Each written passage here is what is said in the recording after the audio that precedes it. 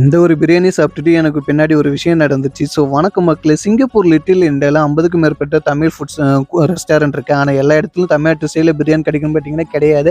சரி ஓகே நம்ம 10 ரெஸ்டாரண்ட்ட செலக்ட் பண்ணி அதில எது டாப் 3ன்னு செலக்ட் பண்ணலான்னு சொல்லிட்டு ஃபர்ஸ்ட்டு வந்திருக்கிறது தாங்க ஸ்டார் பிரியாணி.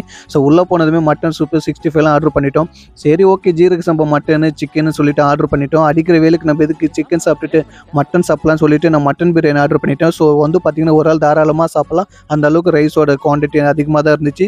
ஸோ ரைஸுமே பார்க்க நல்லா கலர்ஃபுல்லாக பாயில் ஆகி நல்லா டேஸ்ட்டாக தான் இருந்துச்சு கலர்ஃபுல்லாக. அதுக்கப்புறம் என்ன மட்டன் பீஸும் நல்லா பஞ்சு மாதிரி வெந்துட்டு இருந்ததுங்க.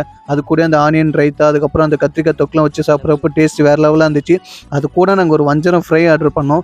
ஏன்டா ஆர்டர் பண்ணோம் அந்த அளவுக்கு தான் நான் ஃபீல் பண்ணேன். எனக்கு ஃபிஷ்ஷோட ஸ்மெல் அப்படியே அடிச்சுது. சாப்பிட எனக்கு நல்லாவே பிடிக்கவே இல்லை. சரி ஓகே அங்கேருந்து லெமன் சோடா குடிச்சிட்டு கிளம்பியாச்சு. இதோட டோட்டல் காஸ்ட் வந்து பார்த்தீங்கன்னா $105, ஊர் மதிப்புக்கு $6200. மீதி 9 கடையில் சாப்பிட்டுட்டு எது டாப் 3ன்னு சொல்லிட்டு கமெண்ட் பண்ணலாம். வீடியோ பிடிச்சா லைக் பண்ணிக்கோங்க, பேஜை ஃபாலோ பண்ணிக்கோங்க.